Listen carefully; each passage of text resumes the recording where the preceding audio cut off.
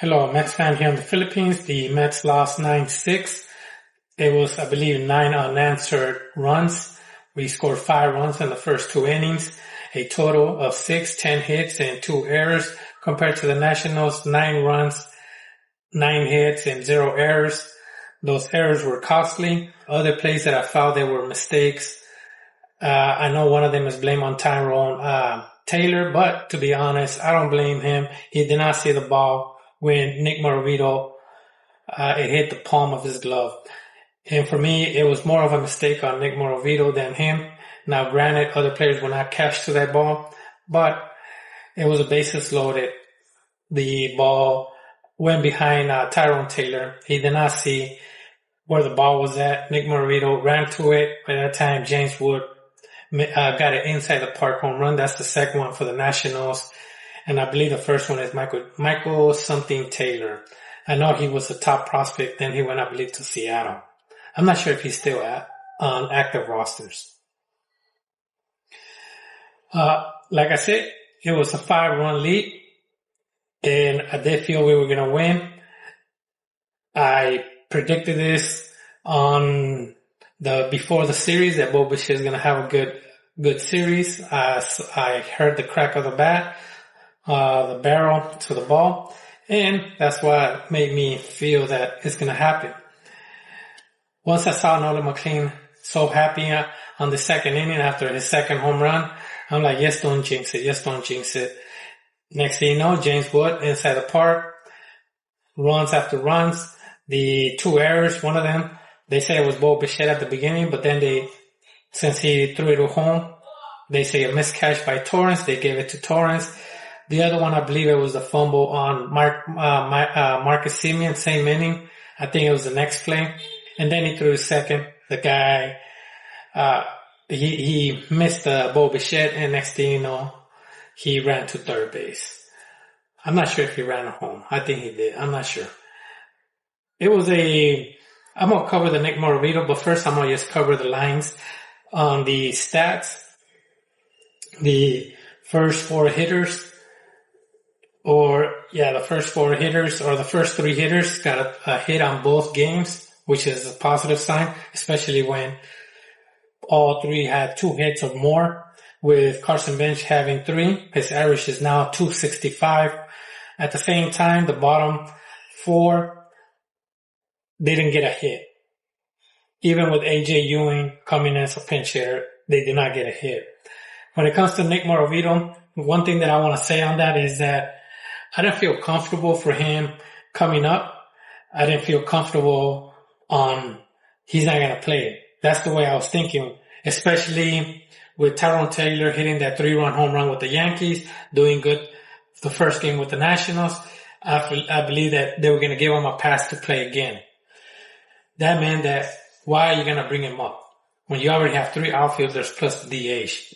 You don't want to ruin that chemistry of Bench and A.J. Ewing and Soto and so on. But they brought him up. He replaced A.J. Ewing. One big thing I didn't agree. Steve Holland said that it was because the minors, they stay 6 games in a series at one certain specific area, and they didn't want him to get tired. Just play him. That was just my own opinion. When it comes to Nick Moravito, now he reminds me of Lenny Dykstra. The hustling. But when it comes to the hitting, it reminds me a little bit of Juan Soto, the way he stands, but not the hitting. The ball that got inside the park, that one, I felt it was more of his blame than on Taylor. Taylor did not see where the ball was at. Now, granted, Moravito hustles fast. He runs fast. Like I said, he hustles. It hit the palm, and then it went behind Taylor. Taylor probably thought it went over the fence, and James Wood got the inside of the park. The other home run, I'm not sure who hit the home run. I don't recall. It just hit the top of the fence. He missed, but it wasn't his fault, but still, he could have tried. The third one, he actually caught it on foul ball, and when he caught it, the third baseman advanced to home since he caught it. But I don't blame him on that one either, because we never know what would have happened in the next two plays. The one that did bother me is the inside the park, but it's not that much. Is that the momentum shifted? I felt it was going to shift. Even when they were celebrating after the second home run of Bichette, I felt it was going to shift. Because I saw them celebrating. I don't know if I mentioned that. I saw No.⁶ happy, Carlos Mendoza. I said, just don't jinx it. This is a high scoring team, the highest in all major leagues. And next thing you know, they scored and they beat us. No.⁶ wasn't himself. 5.2 innings, 8 hits, 9 runs, 6 earned, 2 walks, 5 Ks, a 3.57 ERA now. One good thing about him is that he kept on pitching until 100 pitches with a 5.2 innings, and Duarte, they came up.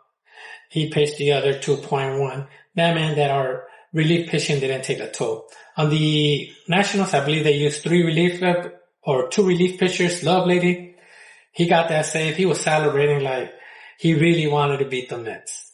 Now, him and the Mets have a relationship of coming to the team, letting them go, coming to the team, letting them go, and I'm not sure if that's the case. And so now people already know that Nick Morabito got drafted in 2022, and the reason for that we got that draft pick was because of Noah Syndergaard, the 75th overall pick.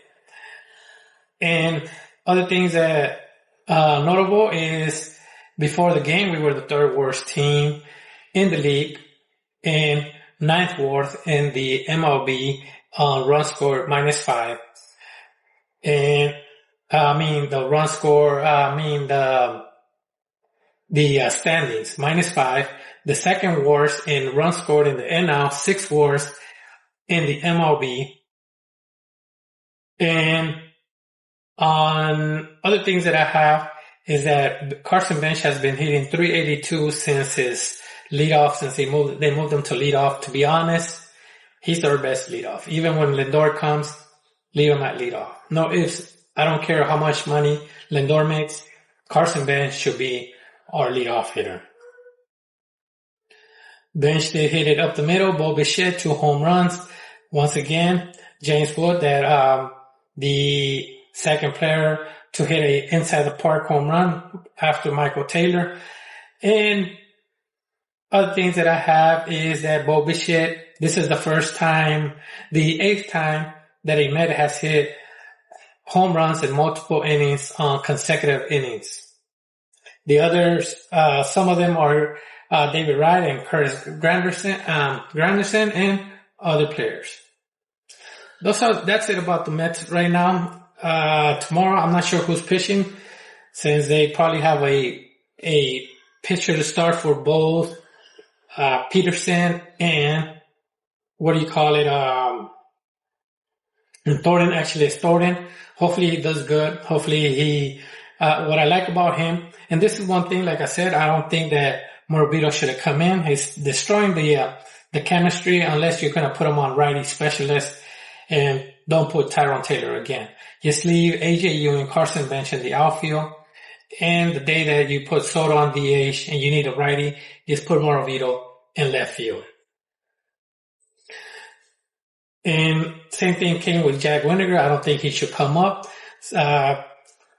Tong, Jonah Tong, I also don't think he should come up. And if he does, long relief. Those are things that I have a lineup for next year. I always do that. And if there's free agents, I don't put them in there, and I see who's going to replace him, who could replace him, how good the lineup looks, and what key positions we need. And I did have Nick Morabito for next year on the bench. I did have Jack Winnegar. I did have Tom. But this year, I think Zach Thornton is the best option because he attacks the hitters. Attacking the hitters is very important in the major leagues. You cannot just bite the corners and hope that you avoid the good hitters. Kind of like Quintana. It reminds me like Carlos Quintana. And that's about it. Let me look at the standings right now. I know we're still in last place in the National League. Miami we're 0.5 behind Miami. Let's try to catch up to them. That's our first obstacle, and we just gotta win. We gotta win the next two, and then we go to Miami. We face them. At least split it.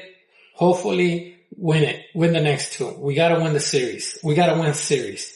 Because we have to look at everybody that's in front of us. There's Miami, then there's Washington, and then we gotta focus, because I believe the next one after that is Cincinnati. That's the next team that we're facing. But Pittsburgh's our next obstacle, and then Cincinnati. And then after that, the Phillies. So everything is close. Everything is bunched up that we could cash up. But then the wild card, there's a space of a 4-game gap between the Cubs and the Diamondbacks. Yes, we gotta look at everything little by little. Right now, we're no longer in last. We're no longer in second to last. We're in third to last with San Francisco and Colorado, the teams behind us. In the National League. There's a bunch in the American League. Anyways, that's all I got. It was a bad game, but it didn't really frustrate me a lot. Like I said, Nick Morito reminds me of the stance is Juan Soto. The hustle is Lenny Dykstra. He just got cooled down a little bit. I know it's his first game. His dad was there. His mom was there. He's from that area, Maryland or Virginia. I forgot which one. Anyways, have a good day, and let's go, Mets.